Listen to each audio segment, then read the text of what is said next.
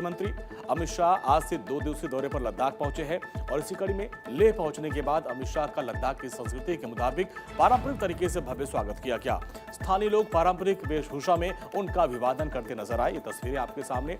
और इस दौरे के दौरान गृह मंत्री अमित शाह लेह में भगवान बुद्ध के पवित्र अवशेषों के दर्शन करेंगे, बुद्ध पूर्णिमा के मौके पर श्रद्धा सुमन अर्पित करेंगे। और ये पवित्र अवशेष उत्तर प्रदेश के पिपरावा से लाया गया था और पहली बार बुद्ध पूर्णिमा के मौके पर लेह में सार्वजनिक प्रदर्शनी के स्वरूप में इसको प्रदर्शित किया जा रहा है।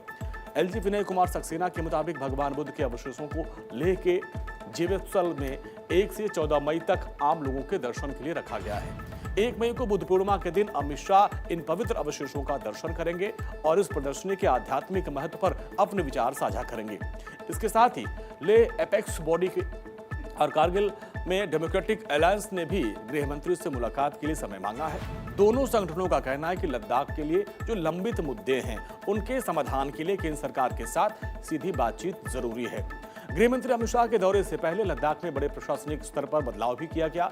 एलजी विनय कुमार सक्सेना ने केंद्र शासित प्रदेश के जिलों में बड़ी संख्या में 2 से बढ़ाकर 7 करने का फैसला किया। इसके साथ ही अब नुब्रा, शाम, चांगथांग, जांस्कर और द्रास को नए जिले के रूप में शामिल कर लिया गया है और इस संबंध में जारी नोटिफिकेशन में इस बात की जानकारी दी गई। हालांकि अभी स्पष्ट नहीं है कि नए जिले लद्दाख ऑटोनॉमस हिल डेवलपमेंट काउंसिल के अंतर्गत आएंगे या फिर इसके लिए कोई अलग से काउंसिल बनाई जाएगी। एलजी विनय सक्सेना ने बताया कि इस फैसले को लद्दाख के लिए ऐतिहासिक है और ये जमीनी लेवल पर शासन व्यवस्था को मजबूत करेगी और साथ साथ दूर दराज के क्षेत्रों में सेवाओं को और उनकी डिलीवरी को बेहतर किया जाएगा। साथ साथ एलजी ने बताया कि ये निर्णय केंद्रीय गृह मंत्रालय की मंजूरी मिलने के बाद लिया गया है। प्रधानमंत्री नरेंद्र मोदी के विकसित और समृद्ध लद्दाख के विजन के मुताबिक इस क्षेत्र में विकास, रोजगार, उद्यमिता के नए अवसर खुलने की पूरी उम्मीद है। नारी शक्ति वंदन अधिनियम के समर्थन में आज लखनऊ में यूपी विधानसभा का विशेष सत्र आयोजित किया गया और इस सत्र के दौरान यूपी सरकार लोकसभा में महिला आरक्षण से जुड़े संशोधन विधेयक के पारित न होने पर विपक्ष के रवैये के खिलाफ निंदा प्रस्ताव लेकर आई है। मुख्यमंत्री योगी आदित्यनाथ ने इस मुद्दे पर विपक्षी दलों की कड़ी आलोचना की और उन्हें महिला विरोधी बताया।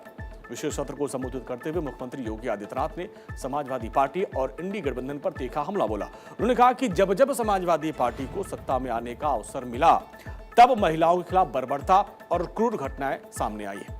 उन्होंने पुराने नारे देख सपाई बिटिया घबराई का भी जिक्र किया और सपा सरकार की कानून व्यवस्था पर तीखे सवाल उठाए और कहा कि यह सत्र महिला विरोधी आचरण के खिलाफ निंदा प्रस्ताव के लिए है।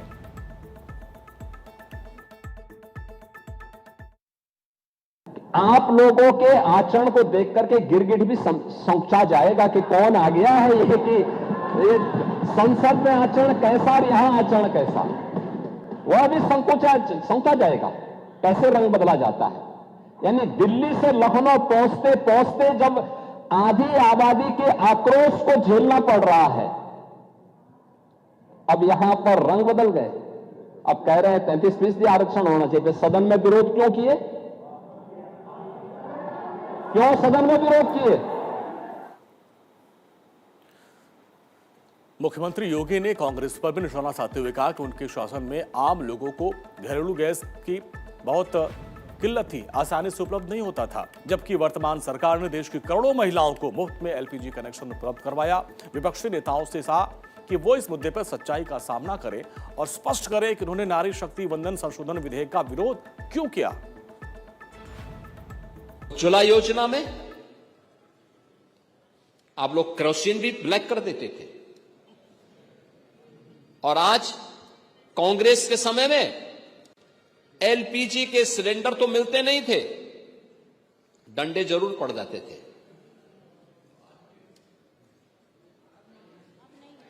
पांडे जी, आप सच्चाई स्वीकार कर, कम से कम इस उम्र में तो सच्चाई स्वीकार कर लेना चाहिए। उम्र का ध्यान रखें।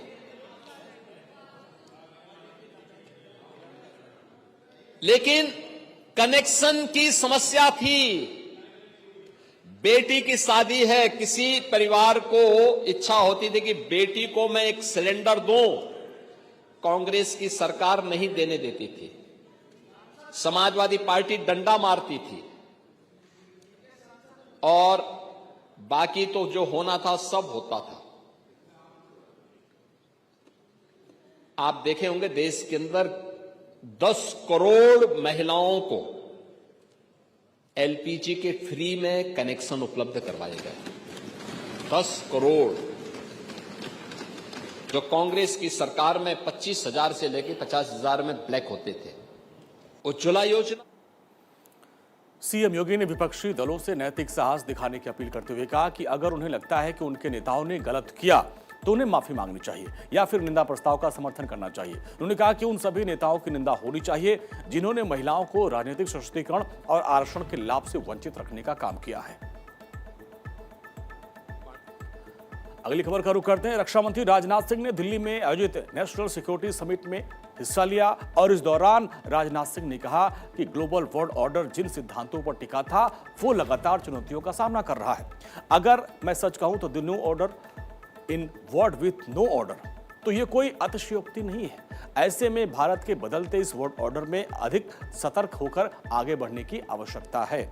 रक्षा मंत्री राजनाथ सिंह ने आतंकवाद के मुद्दे को भी उठाया और पाकिस्तान पर तीखा हमला किया। उन्होंने कहा कि आतंकवाद एक विकृत मानसिकता है, ये पूरी मानवता के लिए कलंक है, खतरा है। आतंकवाद के खिलाफ लड़ाई सिर्फ सुरक्षा से जुड़ा मुद्दा नहीं है, बल्कि मानवता के मूलभूत मूल्यों की रक्षा से जुड़ी लड़ाई है।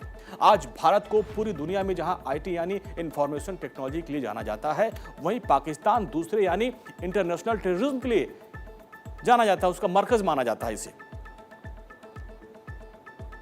साथियों, terrorism is not just an anti national act, it has multi dimensions and terrorism can only be dealt with if we tackle it in all its 3 dimensions: operational, ideological and political.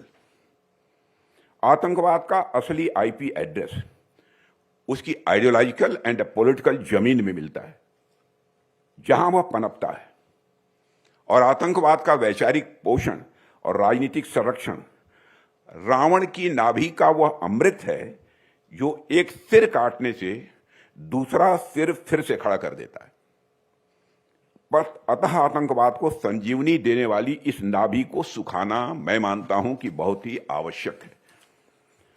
और साथियों, हमने हमेशा देखा है कि पाकिस्तान जैसे देश लगातार आतंकवाद को समर्थन देते आए हैं और यही कारण है कि भारत और पाकिस्तान दोनों एक ही समय आजाद हुए, लेकिन आज भारत को पूरी दुनिया में जहां इंफॉर्मेशन टेक्नोलॉजी के लिए जाना जाता है, वहीं पाकिस्तान दूसरे आईटी यानी इंटरनेशनल टेररिज्म का मरकज माना जाता है।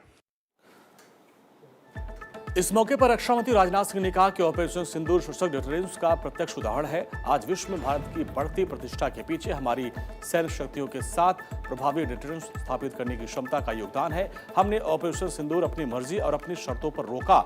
जरूरत पड़ती है तो हम लंबी लड़ाई के लिए भी पूरी तरीके से तैयार थे और हमारी जो कैपेसिटी है वो तब भी थी, आज भी है और पहले से मजबूत है। कि अभी ऑपरेशन सिंदूर को लगभग 1 साल पूरे हो गए हैं और हमारा ऑपरेशन सिंदूर भी इसी न्यू वर्ल्ड ऑर्डर का एक सिंबल है। और वह एक ऐसा मोड़ था जिसने पूरी दुनिया को यह संदेश दे दिया कि भारत अब उस पुरानी सोच के साथ चलने वाला भारत नहीं रहा, जहां हमारी धरती पर आतंकी हमले हों और हम केवल डिप्लोमेटिक होकर बयान जारी करते रहें। मनसा वाचा कर्मणा, आगे बढ़ते हुए हमने कर्मणा भी अपने फॉर्म कमिटमेंट को दिखाया है और पूरी दुनिया ने उसे देखा है। और प्रधानमंत्री मोदी के नेतृत्व में हमारी सरकार का यह स्टैंड रहा है कि किसी भी आतंकी गतिविधि को किसी भी सूरत में बर्दाश्त नहीं किया जाएगा। और हमने आतंकवाद के खिलाफ सर्जिकल स्ट्राइक, एयर स्ट्राइक और पहलगाम की घटना के बाद ऑपरेशन सिंदूर की कार्रवाई की है, जिससे सारा देश अच्छी तरह अवगत है। यहां रक्षा मंत्री राजनाथ सिंह ने कहा कि हमें एआई का सिर्फ उपयोग ही नहीं बल्कि उसे सही दिशा भी देनी है। सामूहिक प्रयासों, अंतर्राष्ट्रीय सहयोग से ही इसकी शक्ति का समर्थन उपयोग हो सकता है, सार्थक उपयोग हो सकता है। भारत इस दिशा में बहुत तेजी से आगे बढ़ रहा है। भारतीय अब केवल नए मॉडल ही नहीं बना रहे बल्कि वैश्विक लेवल पर प्रतिस्पर्धी और कई मामलों में बहुत बेहतर मॉडल विकसित कर रहे हैं। और ऑपरेशन सिंदूर में ब्रह्मोस से लेकर तमाम ऐसे एआई प्रभावी है जिनका हमने उपयोग किया।